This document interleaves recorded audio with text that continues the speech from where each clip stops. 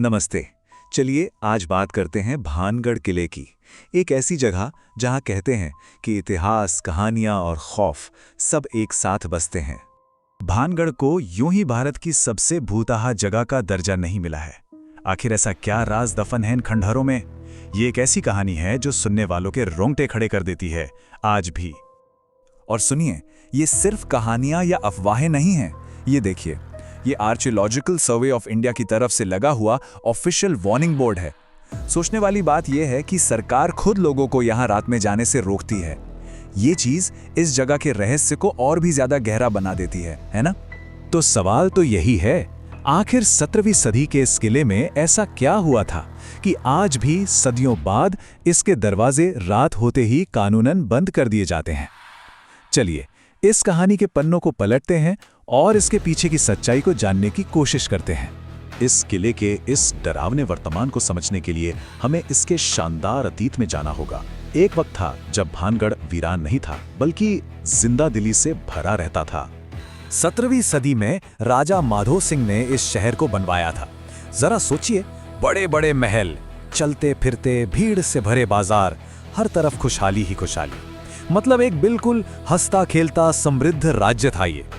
और इस पूरे चमकते हुए साम्राज्य के बिल्कुल केंद्र में थीं राजकुमारी रत्नावती। उनकी खूबसूरती और उनकी समझदारी के किस्से दूर दूर तक मशहूर थे। वो भानगढ़ की शान थीं, उसकी पहचान थीं। लेकिन कहते हैं ना, जहां रोशनी होती है वहां परछाई भी पीछा करती है। उसी राज्य में एक तांत्रिक था, नाम था सिंधु सेवड़ा। वो राजकुमारी पर पूरी तरह से फिदा था, लेकिन उसका ये प्यार एक काले खतरनाक जुनून में बदल चुका था। और बस यहीं से कहानी एक बहुत ही भयानक मोड़ लेती है। ये कहानी का वो हिस्सा है जहां एक जुनून पूरे के पूरे साम्राज्य की बर्बादी की वजह बन गया। तो हुआ ये कि तांत्रिक ने राजकुमारी को अपने वश में करने के लिए उनके इत्र पर काला जादू कर दिया। लेकिन राजकुमारी रत्नावती बहुत होशियार थी। उन्होंने उसकी इस चाल को भांप लिया और उस इत्र की बोतल को उठाकर पास में पड़े एक बड़े से पत्थर पर दे मारा। अब जादू तो हो चुका था, वो असर उस पत्थर पर हो गया और वो पत्थर लुढ़कता हुआ सीधा उस तांत्रिक के ऊपर जा गिरा और उसे कुचल दिया। लेकिन मरते मरते अपनी आखिरी सांसों के साथ उस तांत्रिक ने भानगढ़ को वो श्राप दिया जिसके शब्द कहते हैं आज भी उन दीवारों में गूंजते हैं। उस तांत्रिक का श्राप सिर्फ शब्द नहीं थे, वो एक ऐसी भविष्यवाणी थी जो बहुत जल्द और बहुत ही भयानक तरीके से सच साबित हुई। देखते हैं इसके बाद आखिर हुआ क्या। श्राप के कुछ ही वक्त बाद भानगढ़ पर एक जोरदार हमला हुआ, एक इतना भयानक युद्ध जिसने उस हंसते खेलते खुशहाल शहर को पूरी तरह से नेस्तनाबूद कर दिया।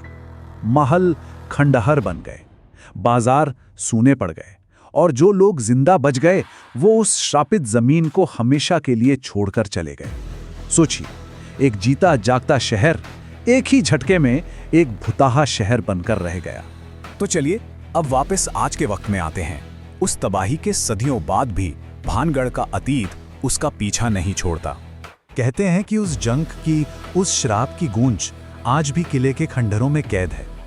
जो लोग वहां जाते हैं वो अक्सर एक अजीब सी उदासी, एक भारीपन सा महसूस करते हैं। वहां गए कई लोगों ने, पर्यटकों ने अजीबोगरीब चीजें अनुभव की हैं, जैसे रात में अचानक चीखने की आवाजें सुनाई देना, खाली गलियारों में किसी के कदमों की आहट, या फिर अंधेरे में तेजी से गुजरती हुई परछाइयां।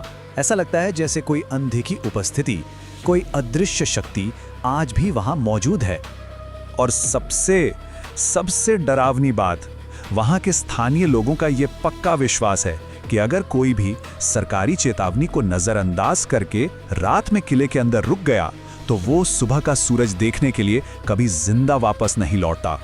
तो आखिर में सवाल वही आ जाता है, क्या भानगढ़ में सच में आत्माएं भटकती हैं, या ये सिर्फ उसके इतिहास की डरावनी यादें हैं जो आज भी वहां जिंदा हैं? इसका जवाब शायद हमेशा के लिए इन्हीं खंडहरों में दफन रहेगा।